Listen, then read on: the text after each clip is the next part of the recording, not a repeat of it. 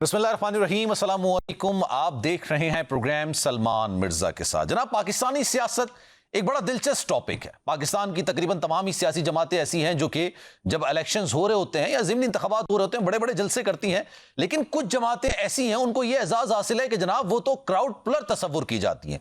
मतलब जब वो जलसा करती हैं तो आवाम उमड़ कर उनके जलसे के अंदर आ रहे होते हैं, लेकिन अफसोसनाक अमर ये होता है कि जलसों में तो लोग मौजूद होते हैं जो इलेक्टोरल हमारी जो इलेक्शंस हैं, यानी आप समझ लीजिए कि इलेक्शन की जो सियासत होती है, पार्लियामेंट की जो सियासत होती है, उसमें वो कन्वर्ट नहीं हो पाते। अवाम जलसों में जरूर आते हैं, लेकिन जब इंतखाबात में वो सियासी जमातें आती हैं तो जनाब उनको उस तरह से सीटें नहीं मिल पाती जिस तरह से जलसों में अवाम का जमे गफीर देखने को मिलता है।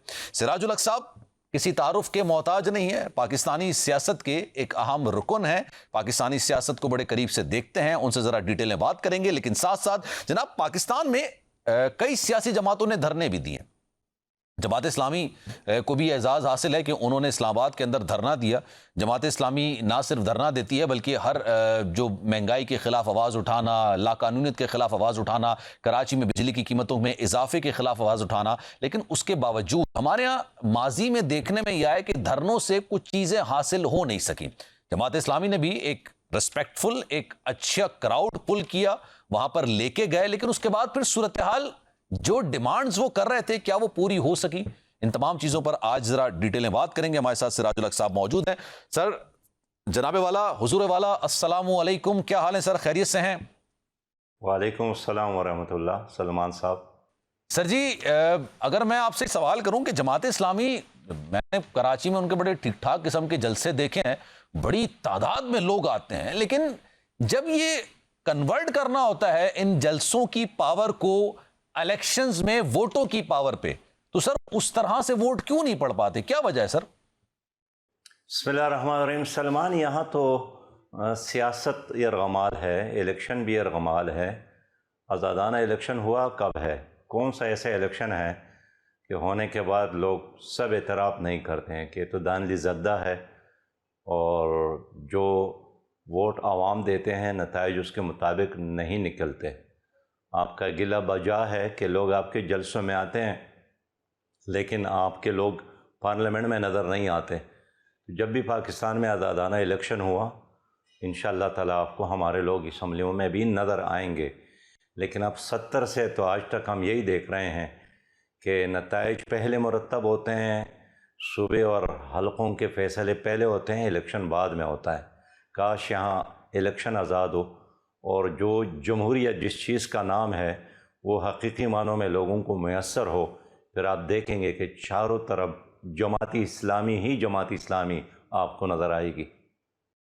सर चल मैं फिर आगे बढ़ता हूं, क्योंकि सर हर इलेक्शंस के बाद इस तरह की इल्ज़ाम तराशी तो होती है। हर सियासी जमात ये इल्ज़ाम लगाती है कि जनाब इलेक्शंस के अंदर धांधली हुई है, उनको वो सीटें नहीं मिली हैं। अभी तो ग्रैंड लाइंस बन रहा है, उसमें आप भी शामिल हैं। लेकिन सर उसके बावजूद पाकिस्तान में गालिबन शायद 1970 के बाद कोई भी ऐसे इलेक्शंस नहीं थे जिन पर इल्ज़ामात ना लगे हों। हर सियासी जमात ने इल्ज़ाम लगाया, लेकिन उसके बावजूद चाहे वो मेयर के इलेक्शंस हों, चाहे ओवरऑल जनरल इलेक्शंस हों, चाहे ज़िमनी इंतखाबात हो, वही मेरा सवाल कि सर कन्वर्ट करने में बड़ा मुश्किल हो जाता है। और लोग ये बात करते हैं कि 19 को 20 किया जा सकता है, 9 को 19 नहीं किया जा सकता।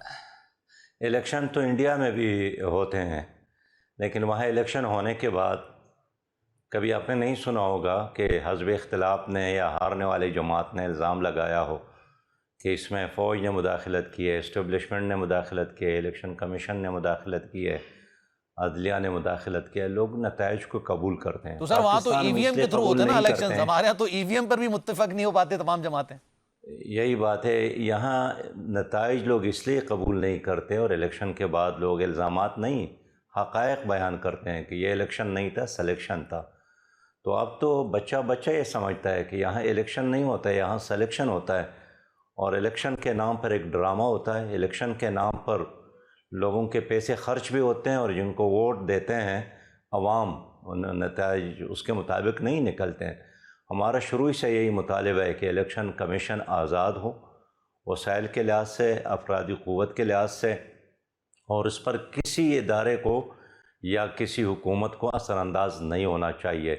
जब भी आज़ादाना इलेक्शन होंगे, हमारा यकीन है कि لوگ اپنے خاطر، اپنے مستقبل کی خاطر، اپنے نسلوں کے خاطر، پاکستان کے خاطر، پاکستان کے روشن مستقبل کے خاطر ایسے لوگوں کو اسمبلیوں میں ضرور بھیجیں گے جو ان کی قسمتوں کو، جو ان کے مستقبل کو سنوار سکے اور بدل سکے۔ لیکن اس وقت تو سلیکشن ہی کے نام پر، الیکشن کے نام پر ایک سلیکشن ہوتا ہے، اور یہی وجہ ہے کہ ہر حکومت بنتی ہے ناکام ہو جاتی ہے، ڈیلیور نہیں کرتی ہے، مسائل میں اضافے کا باعث بنتی ہے، اس لیے کہ وہ عوام کے حقیقی نمائندہ حکومت نہیں ہوتی۔ ٹھیک۔ اچھا سر، پاکستان کی سیاست میں یہ دھرنا سیاست کوئی نئی چیز تو نہیں ہے، مطلب ماضی میں بھی دھرنا دیا گیا، بانی پی ٹی آئی نے بھی ایک طویل عرصے دھرنا دیا گیا، لیکن سر کبھی بھی دھرنوں سے کوئی چیز حاصل ہو نہیں سکی۔ میں یہ نہیں کہتا کہ دھرنا دینا غلط بات ہے یا میں دھرنے کو سپورٹ بھی نہیں کرتا، لیکن سر اس سے کچھ حاصل نہیں ہوتا۔ ابھی جماعت اسلامی نے ایک اچھا ڈیسنٹ قسم کا ایک جو دھرنا وہاں پر دیا، بڑی تعداد میں لوگ وہاں پر موجود تھے، پھر یہ دھرنا کال آف کر دیا گیا، ختم کر دیا گیا۔ یہ کہا گیا کہ جناب لاقانونیت کے خلاف مہنگائی اور خاص طور پر بجلی کی قیمتوں میں اضافے کے خلاف یہ دھرنا ہو رہا تھا۔ سر جیسے ہی دھرنا کال آف ہوا، اس کے اگلے دن 2.5 روپے بڑھا دیے گئے بجلی کی قیمت میں۔ تو سر کیا اس دھرنے سے کچھ حاصل ہوا؟ دیکھیں سلمان، کوئی سیاسی جماعت ہو وہ ٹینک تو نہیں چلاتی نا، توپ تو نہیں چلاتی، گولہ باری تو نہیں کرتی، F-16 کا استعمال تو نہیں کرتی ہے، یہی جلسے جلوس، دھرنے اور بیان دیتی ہے۔ جماعت اسلامی کے اس وقت اسمبلیوں کے اندر نمائندگی نہیں ہے، لیکن عوامی مسائل تو بدستور ہے۔ اتنا عرصہ گزرنے کے بعد بھی یہ حکومت مسائل حل نہیں کر سکی، اور یہی وجہ ہے کہ جماعت اسلامی عوام کی بدستور نمائندگی کر رہی ہے، چوک اور چوراہوں میں، دھرنوں کی صورت میں، جلسوں کی صورت میں، جلوسوں کی صورت میں۔ اگر جماعت اسلامی بھی خاموش رہے تو پھر کون عوام کی نمائندگی کرے گا؟ اس لیے کہ اس وقت پارلیمنٹ میں جتنے بھی لوگ موجود ہیں، اگر اپوزیشن کی جماعتیں ہیں تو وہ بھی اپنے پارٹی مفادات یا اپنی ذات تک بات کرتے ہیں، اور جو حکمران جماعت ہیں وہ یہی سمجھتے ہیں کہ وہ تو ہے ہی عوامی نمائندے نہیں، ایک صابن پر کڑی حکومت ہے اس وقت۔ لیکن اس سر لیے جماعت اسلامی نے دھرنا دیا اور ایک عوامی ایشو پر دھرنا دیا، کوئی ذاتی بات نہیں کی۔ اپوزیشن پہ ڈیٹیل میں اس لیے بات کروں گا کیونکہ آپ ہی، ظاہر سی بات ہے، آپ گرینڈ الائنس کا حصہ بن گئے، لیکن سر پھر کوشچن یہ کہ آپ دھرنا لے کے تو گئے، وہ بات صحیح ہے کہ آپ عوام کی نمائندگی کر رہے ہوں گے۔ اس وقت ملک کے اندر سب سے بڑا مسئلہ مہنگائی کا ہے، لاقانونیت کا ہے، لیکن سر ہم نے بچپن سے لے کے ابھی تک ہمیشہ یہ دیکھا ہے کہ مہنگائی کا جن بے قابو ہوتا ہے، کبھی اس جن کو بوتل کے اندر کسی نے بند نہیں کیا، نہیں کر سکے وہ۔ تو سر میرا پوائنٹ آپ سے سوال یہ ہے کہ اس دھرنے سے جماعت اسلامی کو ایگزیکٹلی حاصل کیا ہوا؟ اس دھرنے سے یہی حاصل ہوا، ایک تو عوام کو پتہ چلا کہ اس کے ساتھ حکومت کیا ہاتھ کر رہی ہے، دھوکہ کر رہی ہے، فراڈ کر رہی ہے۔ دوسری بات یہ ہے کہ عام آدمی بھی اب یہ بات جانتا ہے کہ آئی پی پی اس کے نام سے جو 1994 میں معاہدہ ہوا ہے، یہ ایک بہت بڑا ظلم ہوا ہے، ایک بہت بڑا خودکش حملہ عوام پر ہوا ہے۔ اور افسوس یہ ہے کہ 94 کے بعد پیپل پارٹی کی حکومت، مسلم لیگ کی حکومت، پی ٹی آئی کی حکومت، پرویز مشرف کی حکومت، کسی نے بھی اس معاہدوں کو ختم کرنے کا نہیں سوچا۔ اب پہلی بار یہی ہو رہا ہے کہ وزیر اعظم بھی کہتے ہیں کہ ٹھیک نہیں ہوا، وہ باقی وزراء بھی کہتے ہیں کہ ٹھیک نہیں ہے، ہم اس کو ختم کرنے کے لیے سوچ رہے ہیں، پلاننگ کر رہے ہیں، منصوبہ بنا رہے ہیں۔ تو میں سمجھتا ہوں کہ یہ ریئلائز کیا اس مسئلے کو جو ہم لے کر اٹھے ہیں۔ دوسری بات یہ ہے کہ ہماری اس دھرنے کے بعد پنجاب حکومت نے کارروائی کی اور بجلی کو سستے کرنے یا کچھ عوام کو ریلیف دینے کا فیصلہ کیا۔ مرکزی حکومت بھی کہہ رہی ہے۔ پھر یہ ہے کہ مرکزی حکومت نے 45 دن ہم سے لیے ہیں، اور 45 دنوں کے بعد پھر ان سے ہم حساب کتاب کریں گے، اس لیے کہ 45 دن قبل وفاقی منسٹر نے آ کر میڈیا اور عوام کے سامنے وعدہ کیا کہ ہم بجلی کی قیمتوں پر نظر ثانی کر رہے ہیں، آئی پی فیس کے حوالے سے ہم نظر ثانی کر رہے ہیں، اور جو غبن، کرپشن یا لائن لاسز ہے جس کا بوجھ ہمیشہ حکومت عوام پر ڈالتی ہے، اس کے بارے میں بھی انہوں نے وعدہ کیا ہے۔ اب یہ 13 نکات جو حکومت نے جماعت اسلامی کے ساتھ معاہدہ کیا ہے، اگر یہ پورا نہیں کر سکی تو جماعت اسلامی پھر بھی احتجاج کرے گی، پھر عوام کی نمائندگی کرے گی، پھر عوام کے ہاتھ ہوں گے اور حکمرانوں کے گریبان ہوں گے۔ آنیسٹلی میں کیونکہ آبویسلی میں صحافت میں زیادہ پرانا تو میں نہیں کہہ سکتا، صحافت کا طالب علم ہم لوگ آخر دم تک سیکھتے ہی رہتے ہیں، لیکن سر میں نے اپنی پوری جو صحافتی لائف ہے 17-18 سال کی، اس میں ایک ہی چیز دیکھی ہے کہ اگر کوئی دھرنا یا جلسہ کرتا ہے اور اگر حکومت کے ساتھ اس کے کوئی مذاکرات ہوتے ہیں، وہ یقینی طور پر پورے ہو نہیں پاتے۔ سر آپ کا تو ایک طویل تجربہ رہا ہے، آپ کو یقین ہے جو یہ جن نکاتی آپ نے معاہدے کا ذکر کیا ہے اس پر امپلیمنٹیشن ہوگا؟ دیکھیے سلمان، حکومت نے وفاقی منسٹر پر مشتمل ایک جرگہ بنایا، وفد بنایا، کمیٹی بنائی، وہ ہمارے پاس آ گئے، ہمارے سٹیج پر کھڑے ہو کر انہوں نے مخلوق خدا کے ساتھ وعدہ کیا اگر یہ وعدہ حکومت پوری نہیں کر سکی تو عوام یہ سمجھیں گے کہ یہ جھوٹی حکومت ہے، دھوکہ دینے والی حکومت ہے، اور اس کے خلاف نکلنا ہے، اس کے خلاف احتجاج کرنا بالکل ہر پاکستانی پر واجب ہوگا، لازمی ہوگا۔ اس دھرنے میں تو ہم ڈی چوک نہیں گئے، اسلام آباد نہیں گئے، پنڈی میں ہم نے دھرنا دیا، اگلا محاذ ہمارا اور بھی آگے جا سکتے ہیں۔ اس لیے عوام کی ترجمانی کے لیے، حقوق کے لیے ہم ہر حد تک جانے کے لیے تیار ہے، لیکن ہم جذباتی لوگ نہیں ہیں۔ یقینی طور پر جماعت اسلامی نے حکومت کو ایک موقع دیا، ایک چانس دیا، اب اگر حکومت نے چانس ضائع کیا تو ذمہ داری بھی اس پر ہوگی۔ سر تو پھر نیکسٹ اقدام کیا ہو سکتا ہے جماعت اسلامی کا اگر ان معاہدوں کی پاسداری نہیں کی گئی تو؟ 100 راستے کھلے ہیں جماعت اسلامی کے لیے، جو آئین اور قانون ہمیں اجازت دیتا ہے۔ ظاہر ہے ہمارے لیے بہت سارے راستے ہیں، کوئی ایک آپشن نہیں ہے، لیکن ابھی چونکہ ہم نے حکومت کو خود 45 دن کا ایک موقع دیا ہے تو قبل از وقت کوئی اعلان کرنا کہ ہم یہ کریں گے یہ مناسب نہیں ہے، لیکن جماعت اسلامی ایک ہوم ورک کر رہی ہے، بہت جلد اس کے بارے میں آپ کو پتہ چلے گا۔ تو سر وہ مطلب آپ نے تو لانگ مارچ بھی کر لیا، دھرنا بھی دے دیا، اب ہوم ورک سر اشارہ دینا کس کی طرف ہو رہا ہے، پھر کس چیز کے لیے ہو رہا ہے؟ دیکھیے پھر بھی ہم احتجاج کریں گے، اور پھر بھی ہم دھرنے دیں گے، پھر بھی ہم لانگ مارچ کریں گے، پھر بھی ہم ہڑتال کریں گے، اور جب تک مسئلہ حل نہ ہو ہم اپنی اس جدوجہد کو جاری رکھیں گے۔ اچھا سر یہ مایوس ہونے والے نہیں ہیں ہم۔ ٹھیک سر بالکل آپ کا پوائنٹ ہو گیا۔ سر یہ بتائیے گا یہ گرینڈ الائنس بن رہا ہے حکومت کے خلاف، اچھا سر حکومت کے خلاف ہر دور کے اندر کبھی نہ کبھی الائنس تو بنتے ہی رہتے ہیں، اور مقصد ان کا یہی ہوتا ہے کہ جناب آپ نے ان کی حکومت کو چلتا کرنا ہے، آپ نے نئے الیکشنز کی طرف جانا ہے، یا آپ نے پارلیمنٹ کے اندر انسائیڈ پارلیمنٹ ایک تبدیلی آپ نے چاہتے ہیں۔ اب اس میں پاکستان تحریک انصاف دیکھیں پارلیمنٹ کے اندر جو اپوزیشن ہے وہ کریں، عوام کی نمائندگی کرے، عوام کی بات کرے، بجلی کے حوالے سے بات کرے، مہنگائی کے حوالے سے بات کرے، بدامنی کے حوالے سے بات کرے، بے روزگاری کے حوالے سے بات کرے، کسی نے منع تو نہیں کیا ہے۔ ہم تو اس لیے چوک اور چوراہوں پر کھڑے ہیں کہ ہم ادھر ہی ہے، ادھر نہیں ہے۔ ہم ادھر ہوتے تو انشاءاللہ ہمارے لوگوں نے ماضی میں بھی اپنے ریکارڈ قائم کیے ہیں، اور اگر اس وقت ہوتے تو آپ دیکھتے کہ سب سے بہتر، اچھی اور شاندار ہماری ترجمانی اور کارکردگی ہوتی۔ لیکن میں سمجھتا ہوں جو گرینڈ الائنس کی بات کرتے ہیں، ہم نے تمام سیاسی جماعتوں سے یہ بات کی ہے جو اپوزیشن میں ہے کہ آپ ایشوز پر بات کریں، لیکن اب تک جماعت اسلامی نے کوئی ایسا سچ گرینڈ الائنس نہیں بنائی ہے جس میں جماعت اسلامی شامل ہو۔ یہ ٹھیک ہے اگر کوئی ہمارے ان مطالبات یا ان ڈیمانڈ کے ساتھ اتفاق کرتا ہے اور ساتھ دیتا ہے، ویلکم، ہم اپریشیٹ کرتے ہیں، لیکن کوئی مشترکہ جدوجہد کرنے کا یا ایک پلیٹ فارم آنے کا کوئی پروگرام ابھی بنا نہیں ہے۔ تو سر یہ ابھی جو میٹنگ ہوئی تھی، غالباً شاید ابھی کچھ دنوں پہلے ہی میٹنگ ہوئی ہے نا، جے یو آئی کی بھی تھی، پاکستان تحریک انصاف بھی اس میں شامل تھے، محمود خان اچکزئی صاحب بھی یہاں پر موجود تھے، تو اس جو الائنس بن رہا تھا جس میں ٹی او آرز بنائے گئے تھے کہ ہم نے حکومت کے خلاف کس طریقے سے احتجاج کرنا ہے، اس میں جماعت اسلامی ہے یا نہیں ہے سر؟ دیکھیے اس وقت تو تمام سیاسی جماعتیں حکومت میں شامل ہیں۔ آپ کے سندھ میں پیپلز پارٹی کی حکومت ہے، مرکز میں مسلم لیگ کی حکومت ہے، صوبے میں اس کی حکومت ہے، کے پی کے میں پی ٹی آئی کی حکومت ہے، بلوچستان میں تو ایک معجون مرکب اس وقت موجود ہے۔ تو یہ تمام سیاسی جماعتیں تو اس وقت حکومت میں شامل ہے، لیکن کاش یہ جو بات کرتے تھے یا جو انہوں نے منشور دیا ہے، جو وعدے کیے ہیں، وہ اپنے صوبے میں پورے کرے، مرکز میں پورے کرے۔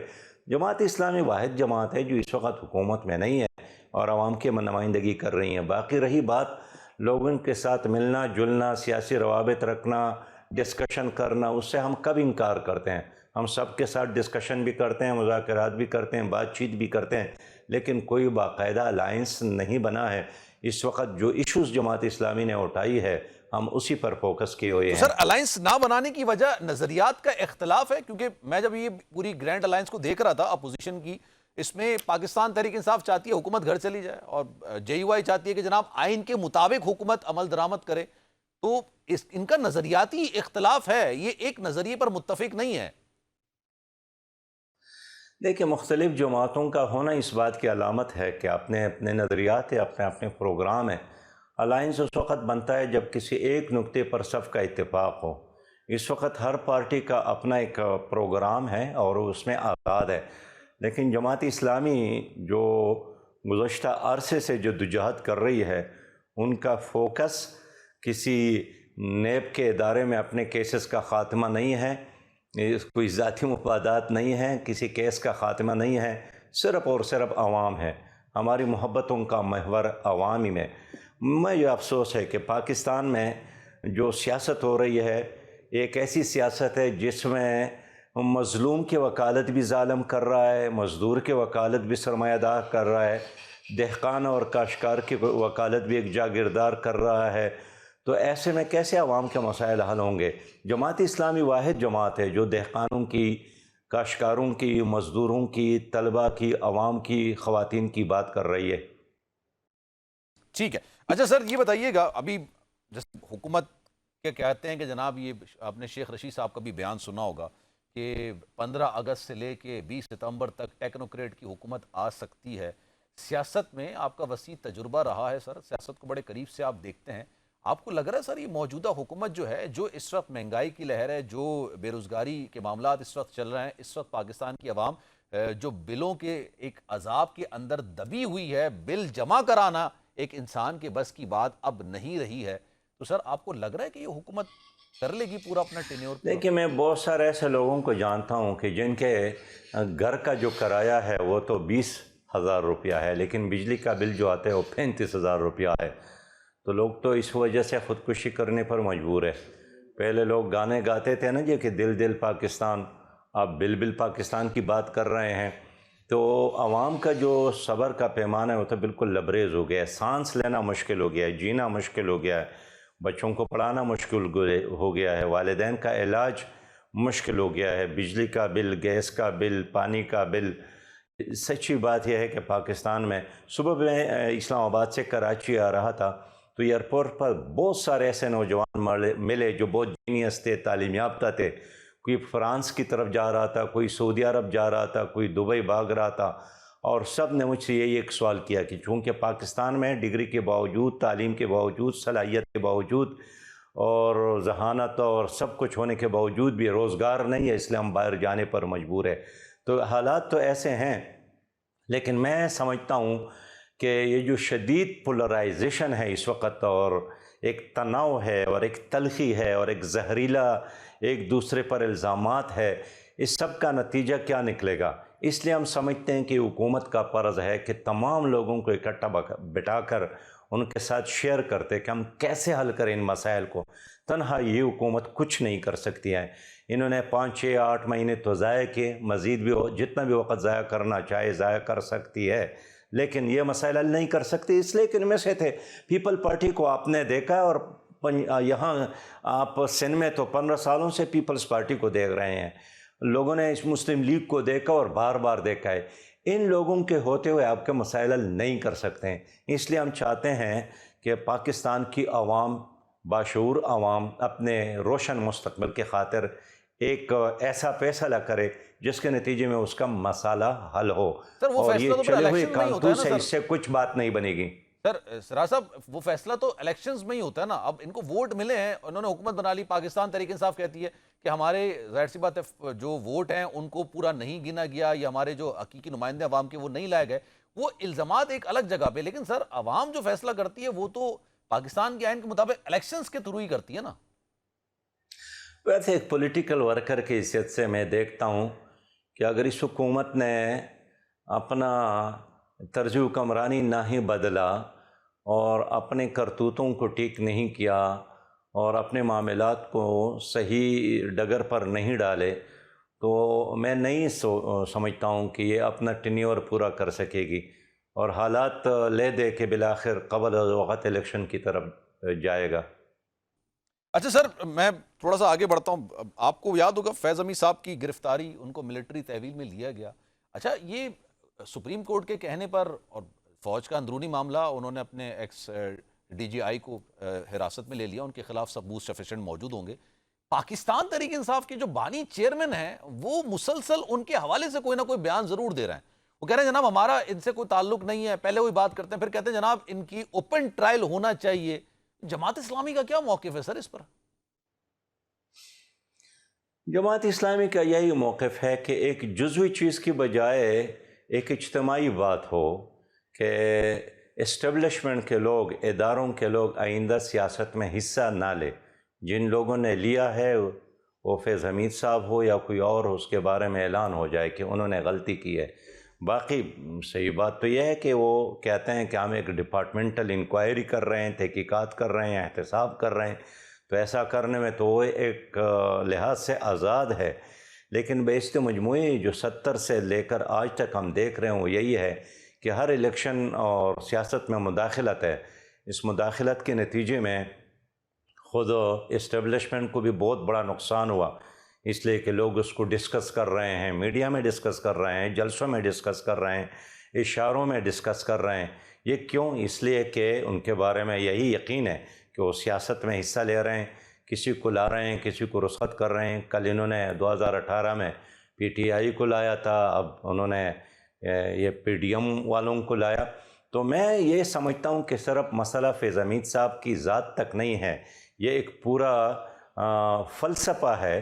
کیا ہمارے یہ لوگ اس کے لیے تیار ہے کہ جو ماضی میں ہوا ہے اس کا اعتراف کیا جائے اور آئندہ کے لیے اس سے اجتناب کیا جائے؟ اس لیے کہ آئین میں تو یہی ہے کہ کوئی جنرل سیاست نہیں کرے گا. ایک چیز کو اپریشیٹ تو کم سے کم کرنا چاہیے نا. مطلب اکثر لوگ ڈیجیٹل دہشت گردی کر رہے ہوتے ہیں، پاکستان کے اندر بیٹھ کے، پاکستان کے باہر بیٹھ کے نکتہ چینی، اداروں پر نکتہ چینی، پاکستان پر، پاکستان کی جو اسٹیٹ کے ادارے ہیں ان پر الزام تراشی کر رہے ہوتے ہیں. سر اب تو دیکھیں کہا جاتا تھا کہ جناب یہاں پر آپ کارروائی نہیں کرتے، آپ بیوروکریٹ کے خلاف کارروائی کر لیتے ہیں، پولیٹیشین کے خلاف کر لیتے ہیں، عوام کے خلاف. اب انہوں نے اپنے ہی اتنے بڑے رینک کے آفیسر کے خلاف کارروائی کا آغاز کیا ہے. تو سر یہ تو اب کلیئر میسج ہے نا کہ اب جو بھی کوڈ آف کنڈکٹ کی خلاف ورزی کرے گا، آئین کے مطابق نہیں چلے گا، ان کے خلاف کارروائی ہوگی. لوگ تو اس کے انتظار میں ہیں کہ کارروائی ہوگی. اور یہ کوئی پہلا کیس بھی نہیں ہے، اس سے پہلے بھی بہت سارے ایسے کیسز ہو گئے ہیں. تو اچھی بات ہے اگر کارروائی ہوتی ہے اور اس کے نتیجے میں ایک اجتماعی سوچ بنتی ہے کہ ہم آئندہ سیاست میں حصہ نہیں لیں گے، مداخلت نہیں کریں گے. تو میں سمجھتا ہوں کہ یہ تو بہت اچھا کام ہے. لیکن اگر یہ کام نہیں ہوتا ہے اور تو آج جو لوگ یہ سب کچھ کر رہے ہیں کل ان کے بارے میں بھی یہی کچھ ہوگا. اس لیے میں اصولی بات کرتا ہوں کہ ایک آئین ہمارا ہے جو کہ ایک متفقہ ڈاکومنٹ ہے. ایک جج بھی اس کے مطابق حلف اٹھاتا ہے، وزیر اعظم صدر بھی اس کے مطابق حلف اٹھاتا ہے، اور ایک آرمی چیف بھی اس کے مطابق حلف اٹھاتا ہے. لہٰذا ہر ادارہ اگر اپنی اس آئینی حدود کے مطابق کام کریں گے پاکستان آگے بڑھے گا. لیکن اگر ہر کوئی اپنا کام چھوڑ کر دوسروں کے کام کو اپنا کام سمجھیں گے، یہی انجام ہوگا جو اس وقت ہم دیکھ رہے ہیں. سر میں چاہوں گا آپ اس پہ بھی کامنٹ کریں. آپ نے رؤف حسن صاحب کی واٹس ایپ چیٹس کے بارے میں سنا ہوگا. کرن تھاپڑ صاحب کو جو انہوں نے جو بھارتی جرنلسٹ ہیں ان کے ساتھ انہوں نے گفتگو وغیرہ کی تھی، جس طرح کی انہوں نے بات کی تھی وہ قومی سلامتی کے خلاف تصور کی جا سکتی ہے مبینہ طور پر.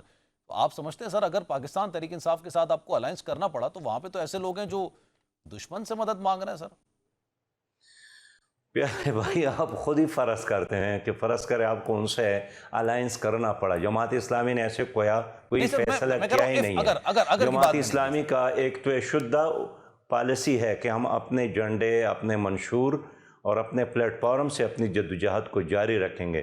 جب ہم نے کوئی فیصلہ کیا ہی نہیں ہے تو آپ نے فرض کیوں کیا ہے بابا؟ نہیں سر میں نے کہا سر اگر میں کویشچن آپ کے سامنے رکھوں، ہو سکتا ہے یا نہیں ہو سکتا ان کے ساتھ اتحاد؟ میں پھر کہوں گا کہ جماعت اسلامی نے ایسا کوئی فیصلہ کیا ہی نہیں ہے.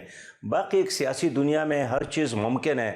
آپ نے دیکھا تھا نا کہ کل پیپلز پارٹی اور مسلم لیگ ایک دوسرے کے ساتھ لڑ رہے تھے اور ایک دوسرے کو دھمکیاں دے رہے تھے، گھسیٹنے کی بات کر رہے تھے. آج ایک حکومت میں شامل ہے. اور جے یو آئی جس طرح سے ایک دوسرے کے اوپر الزام تراشی کرتے تھے آج گرینڈ الائنس کا حصہ ہے. میں اس لیے کہنا چاہتا ہوں کہ ہم نے ایسا کوئی ڈیسیجن کیا نہیں ہے. آپ ویسے فرض کرتے ہیں اور اس پر پھر ایک تعمیر بھی کرتے ہیں.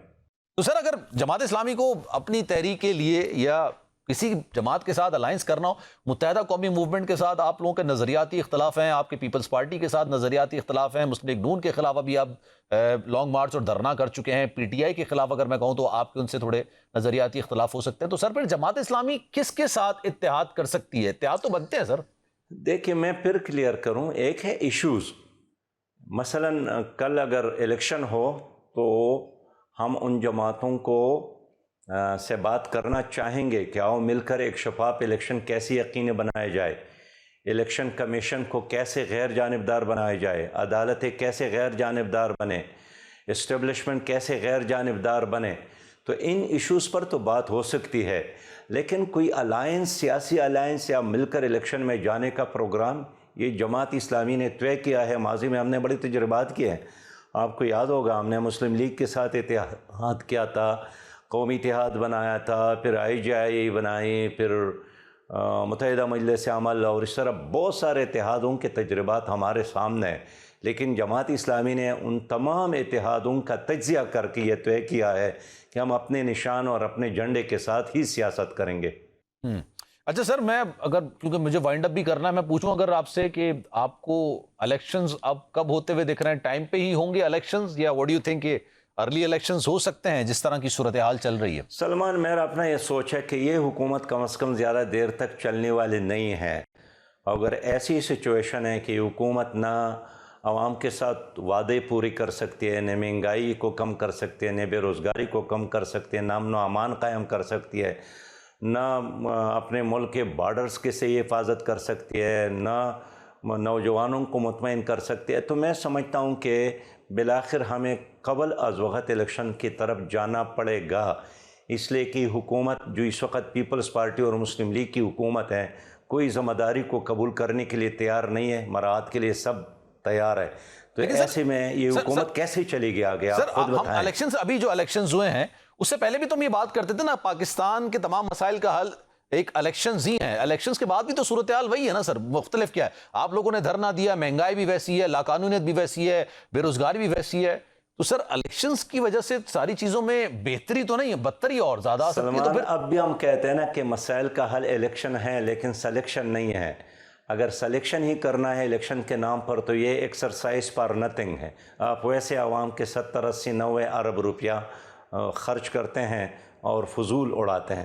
ہم جب بھی بات کرتے ہیں وہ اس الیکشن کا کرتے ہیں جس میں آزاد الیکشن ہو اور ایک آدمی ووٹ استعمال کر رہے ہیں، نتیجہ اس کے مطابق نکلے، تو ہم الیکشن کی بات کرتے ہیں۔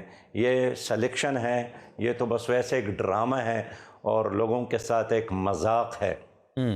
سر، پاکستان تحریک انصاف کے بانی چیئرمین کا مستقبل پاکستانی سیاست میں کیا دیکھ رہے ہیں؟ یہاں پہ پاکستان میں کسی کی سیاست ختم تو ہوتی نہیں ہے، نواز شریف صاحب بھی جلاوطنی گزار کر آ گئے تھے، بے نظیر بھٹو صاحبہ بھی جلاوطنی گزار کر واپس آ گئی تھیں، دیگر بہت سارے لوگ ایسے ہیں جن کے جو تاریخ کا پہیہ ہے نا اسی طرح گھومتا ہے۔ آپ کو یاد ہوگا کہ ایک وقت میں نواز شریف صاحب سڑک پہ کھڑے تھے اور یہی بات کر رہے تھے کہ مجھے کیوں نکالا گیا، پھر وہ وقت آیا جب عمران خان صاحب بھی یہی کہتے رہے کہ مجھے کیوں نکالا گیا، اور اب انتظار کرے کہ جب شہباز شریف صاحب بھی یہ کہیں گے کہ مجھے کیوں نکالا گیا، تو یہ تاریخ کا ایک سائیکل ہے اور اسی طرح گھومتا ہے اور اپنی جگہ پر اسی طرح ہم اس کو دیکھ رہے ہیں۔ تو میں یہ سمجھتا ہوں کہ کچھ دن ہیں ابھی موجودہ حکومت کے ساتھ کہ وہ لوگوں کے ساتھ انصاف کرے، سیاسی جماعتوں کے ساتھ انصاف کرے، مخالفین کے ساتھ انصاف کرے، اس لیے کہ آج جو کچھ اس حکومت نے کیا، کل اسی حکومت کے تمام کارندوں کو وہی چیز دیکھنا پڑے گا۔ Sir thank you so much for your time. Siraj ul-Haq صاحب ہمارے ساتھ موجود ہیں، بہت شکریہ سر آپ کے وقت کا۔ ایک بریک لیتے ہیں جناب۔